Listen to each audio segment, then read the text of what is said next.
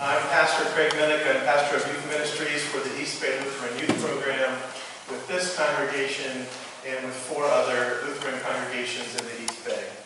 It's my joy, honor, and privilege to be here with you all today and to be able to share some of what we learned, a small snippet of what we learned on our journey to Germany this summer for the Luther 500 Festival. 28 people. Moving 28 people anywhere is a challenge. And I take comfort in today's Romans lesson in hearing these words. The Spirit helps us in our weakness.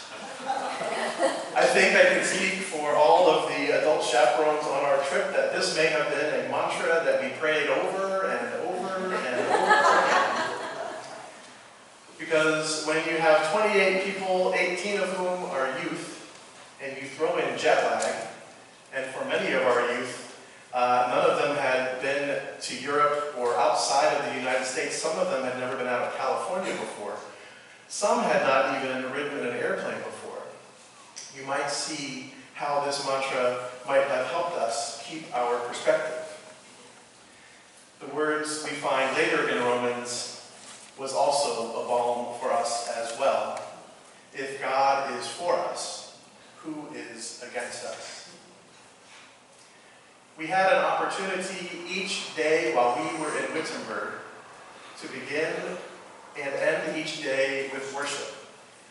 In many of the churches that Martin Luther preached at, or taught at, or worshipped at.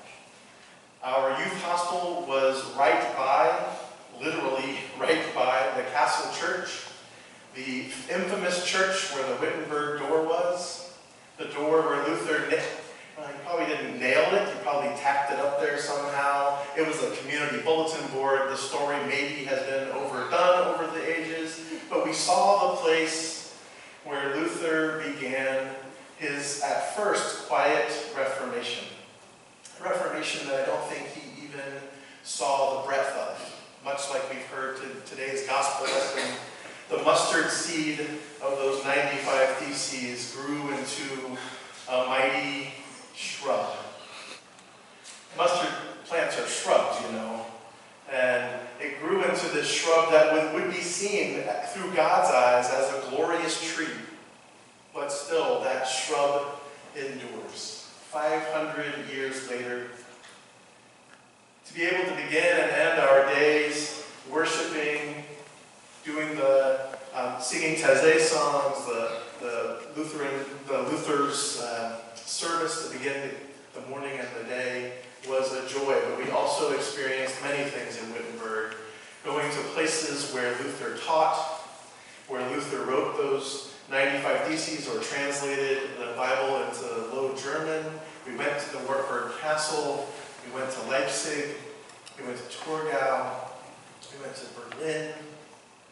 It was an amazing journey that required planes, trains, and automobiles to get us all around. And there were challenges that abounded in our very diverse group. And those challenges, I think, were surprising to some of us.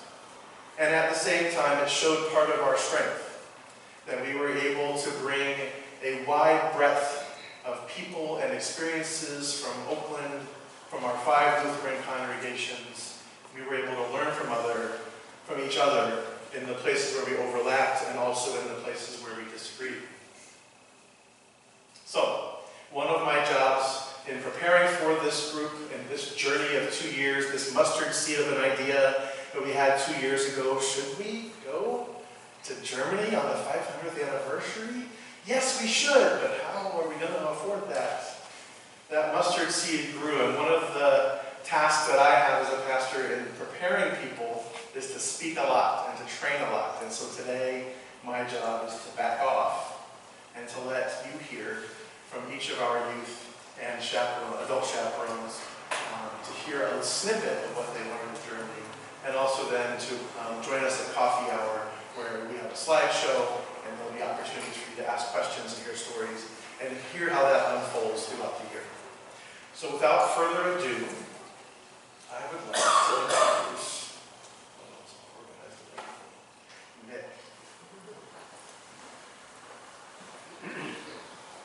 Alright, so I'm lucky number one. One of the many reasons I was excited to go on this trip was because I'm German myself. Now, I didn't know much about Germany besides they ate a lot of sausage. And that's about it. But they do more than just that. Did you know that you have to pay for water when you sit down in a restaurant? I sure wasn't expecting that. Did you know that it's impossible to find ice for your drinks? Didn't know that. Probably one of the most interesting things I learned about Germany itself was that they have over 1,000 different sausages. Like, that's crazy. I can only think of like 10 right now. I was very glad that I was able to deepen my knowledge of my German heritage, but not only did I deepen my heritage, I deepened my faith as well. I was so intrigued to learn where our founder lived, walked, and nailed, or pasted the 95 Theses. I went on walking tours to learn about it all, and we went to nearby cities to learn even more about him. Probably my favorite day trip was Wartburg Castle, where he was captured and where he translated the Bible. It was very cool to see where he actually did that, like the original room. The castle itself was just amazing. While we were in Wittenberg, we did get some free time, which I was very thankful for.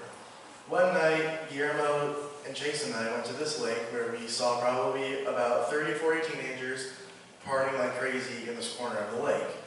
They had music blaring and food and all types of stuff. This was like the hangout spot of Wittenberg for the teenagers, I guess. They were of course not listening to the type of music we do. They were listening to German heavy metal. And let me tell you, that does not sound pretty. I could go on and on about stories, but I have to keep this short, unfortunately. So I really enjoyed my time in Germany and really appreciate I was able to go. Thank you.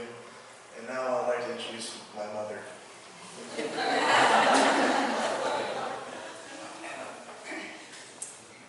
So, I am relatively new to my Lutheran faith because I grew up in the Catholic Church. So I was really excited to be able to have the opportunity to learn more about Martin Luther. It was a rather profound experience for me to know that we were visiting places where Martin Luther himself actually stood. Beautiful churches, where he preached, his home in Wittenberg, the castle in Wartburg where he was hidden while he translated the Bible to German. The experience for me as a whole was memorable, moving, and faith-deepening. Those of you who know me at all know that this is very uncomfortable for me to stand up here. So, I am working on an article, a future article for The Builder with my deeper reflections to share with you. And I welcome talking to any of you during coffee hour this morning. And without further ado, I invite Sophia.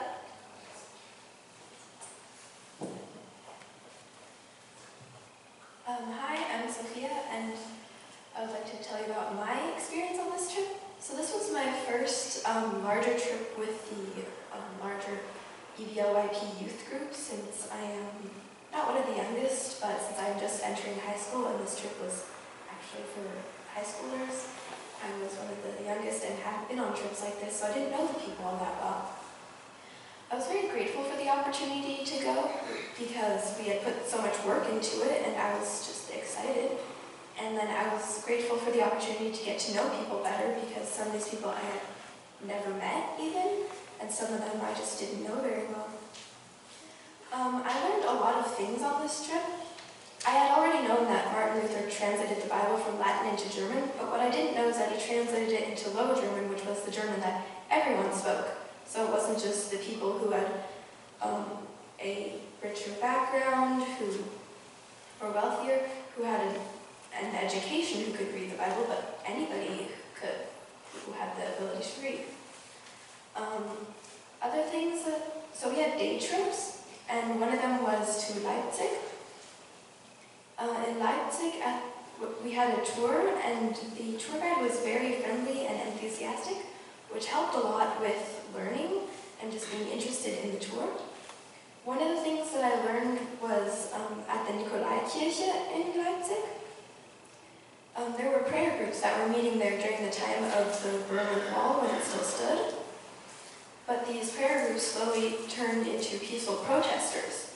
And I found they didn't want to have any kind of violent protest against us because they had already suffered through 2 world wars. They didn't want any more violence.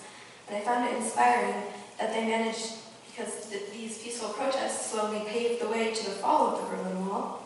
I found it inspiring that no violence, unlike in all of the wars that happened in the world, no violence was necessary to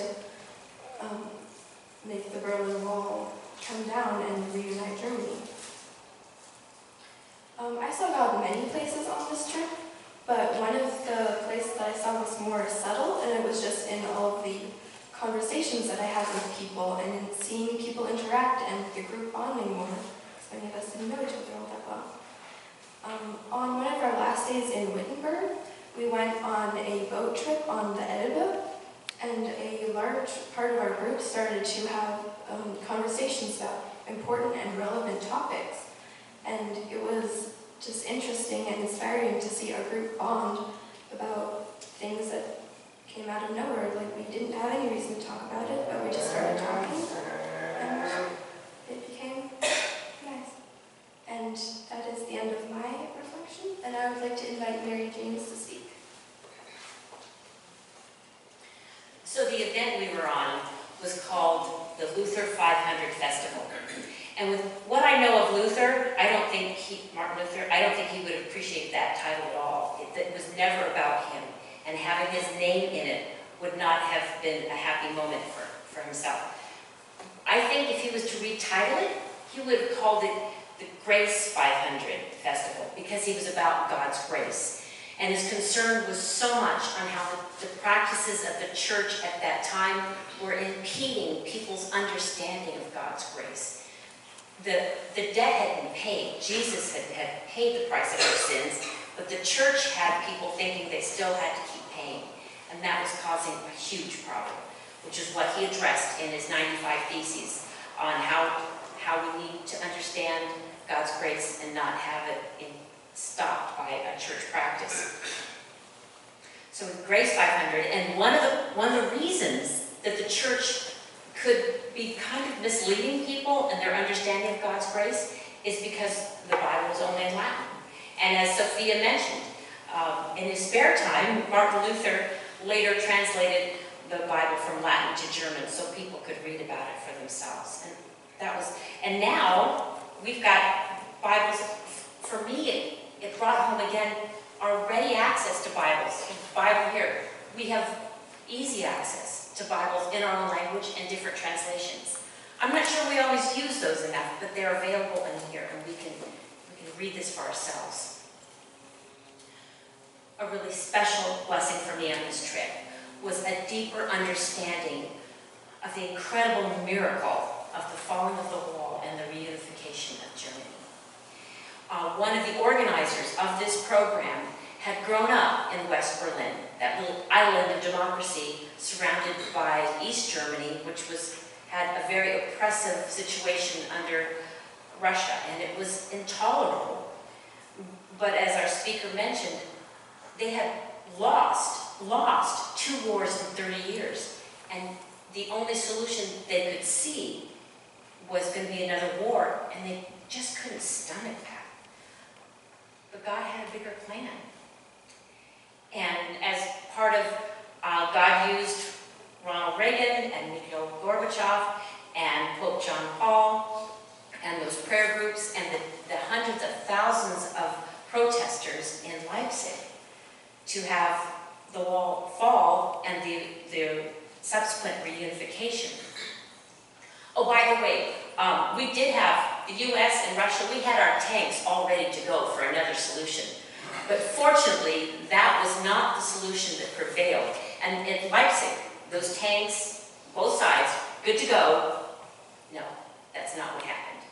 This was resolved without a war.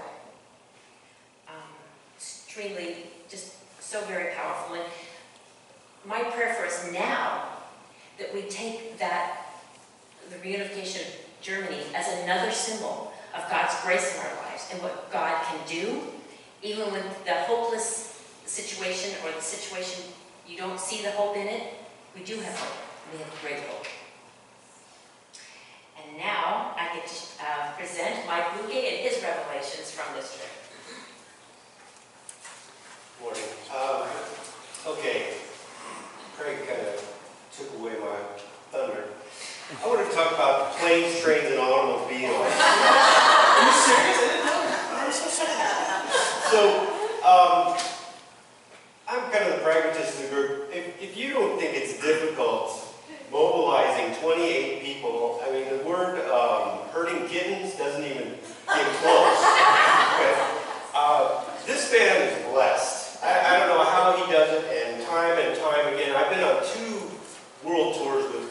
and both times we had at least 30 people. So trying to get these kids all together in the morning, one spot, get them into a bus, get them moved to another location, walking them down the streets together, I mean, it was incredible, okay? So I saw a lot of stuff. I mean, we walked 7, 8, 9 miles a day. I saw churches, I saw castles. I couldn't tell you what I couldn't. Everybody here is so, they retained all of the names of the places. I can't tell you. It was just too much information for an old guy. It was, the miraculous thing was moving this micro community throughout Germany was just something to see. I mean, and to speak, my wife I know will speak to it more about the community, the little community that we had, and the differences of personalities and the things that we experienced every day that we were there. It's truly incredible that we managed to get through it. There was no blood drawn. It was, I think at the end of the day, I came away with the fact that when you say, Craig would always ask, where did you see God today? I saw God every day in just the movement of these people and the coming together for meals and the coming together for worship in the evening, the coming together for worship in the morning. And we were in such beautiful settings for that. So my takeaway, like I said, I saw God every day in just what we were doing. So thank you. And with that, I'm going to turn it over. Oh, wait a minute. Okay. I found out that Martin Luther and myself had something in common. We both like to drink beer. So, I have a quick quote from Martin Luther. Okay. Whoever drinks beer is quick to sleep. Whoever sleeps long does not sin. Whoever does not sin enters heaven. Thus, let us drink beer. I'll turn it over to Jay. Thank you, Mike. Hello, everyone, and good morning. If you don't know my name, I'm Chase, and today I will be talking about the Holocaust Memorial, or as they call it, the Memorial to Murdered Jews in Europe, which we saw on our trip. The memorial gave me the chills. Just thinking about thousands and thousands of people being taken away from their homes and eventually probably getting killed. The actual memorial itself is scary too. Little pillars that you can easily sit on surround the outside. And then you start heading down. And the pillars get taller and taller until you feel like you're a rat in a maze. But there is no cheering for you to win. It's dead silent, with only loud noises from the city occasionally, which you, of course, didn't hear often, as Europe was a pretty silent place. It gives you the impression you go into this different world, where God creates dead silence and walls around you, to create a peaceful world. Where God created dead silence once again, to create a peaceful world, to honor those people that sadly died, to honor people by having no hate, no violence, and no judgment on a person because of their race and their religion. It's like having to remember these people died. And then eventually you find your way back out. You hear people yelling, cars honking. It's no longer that peaceful world you were in. The silence lets you think. It clears your head, and looking around at the pillars remind you that people were killed. The evil of men decided to kill millions. But yet, like always, God cried for us, and then helped us overcome the challenge. The evil of the men didn't know that Hitler would be defeated, and the killings made the vengeance and hatred grow into pride. Pride that God is always on your side. When you're leading soldiers into battle to remember the Jews by, when you gather together to destroy that wall that was keeping you and others apart, when you stand in the center of the memorial to murdered Jews in Europe and hear nothing. Actually, maybe you do hear something. You hear God saying, peace. And now, I would like to introduce Russell.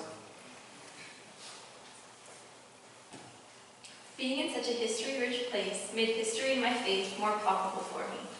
Seeing for myself where Luther had been and being able to visualize such important events in such awe-striking places like the towering Gothic beauty, Castle Church. Looking at these beautiful architectural giants every day was made easy because we were sleeping in a hostel right next to the lovely Castle Church and could even hear the metallic clang of the bell towers in the middle of the night. My experience was made far more impactful by these sights and sounds and helped me understand where I was and what that meant. But I was not only impacted by the religious aspects, but also the history, especially finding bronze tiles on the ground all over Germany in big cities such as Berlin, Munich, and Wittenberg, showing where Jewish people had lived before being taken from their homes during Hitler's reign of terror. These tiles unify Germany after such a racist and dividing time. Learning more details about the Holocaust in a place that was directly affected by it, and finding out that it should not be called the Holocaust at all, but really Shoah, which is a Hebrew term for catastrophe, and is a far more fitting title. Experiencing and learning this new information helped me open my eyes and visualize some of the most heartbreaking pieces of history. And now, my mother. And I can see by the time on the clock why I'm going last, because it will keep me short in my speech. I have so much to say, and I hope everyone asks all of the participants of this trip lots of questions, not only today, but ongoingly.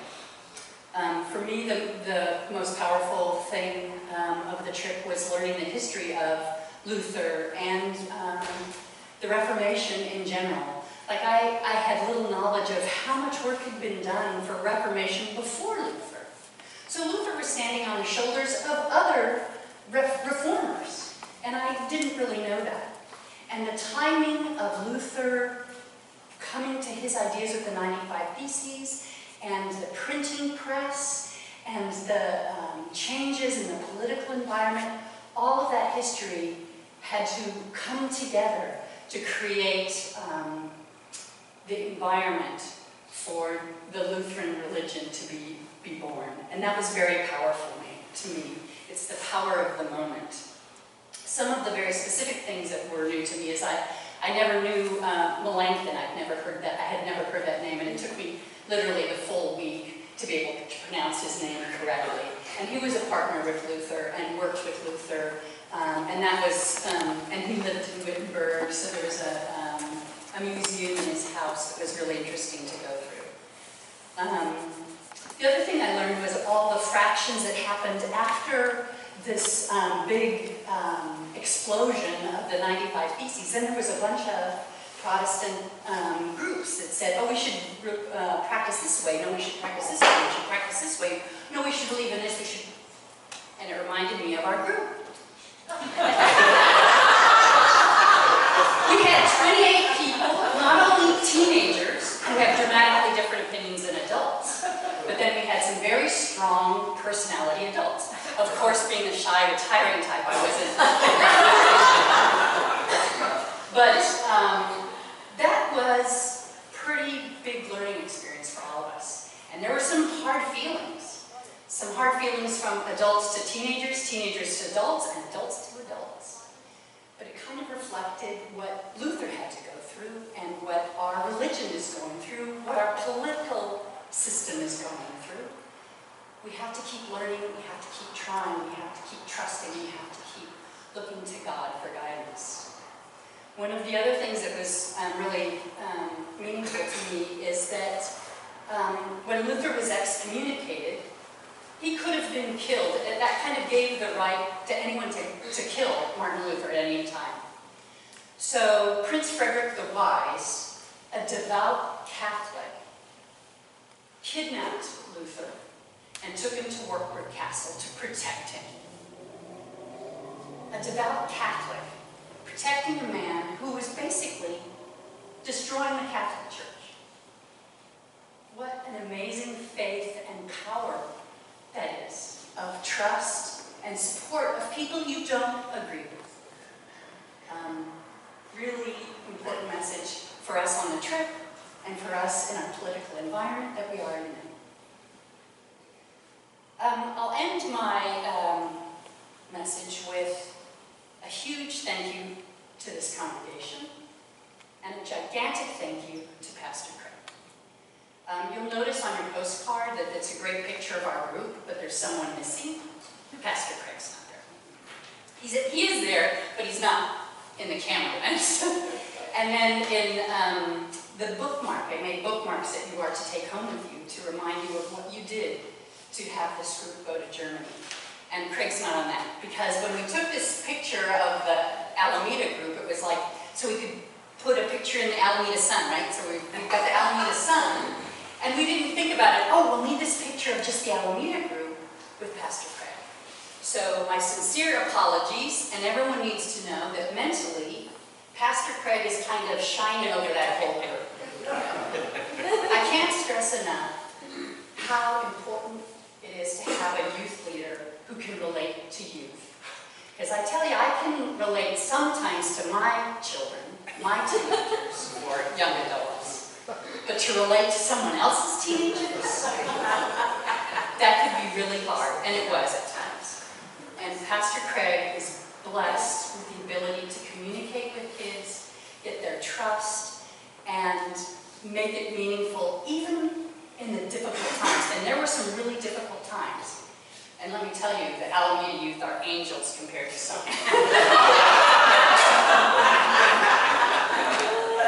I just want you to know that your support of the EBLYP in all of its activities is paying forth in mustard seeds that are already bushes. Thank you. Be sure and come to coffee hour.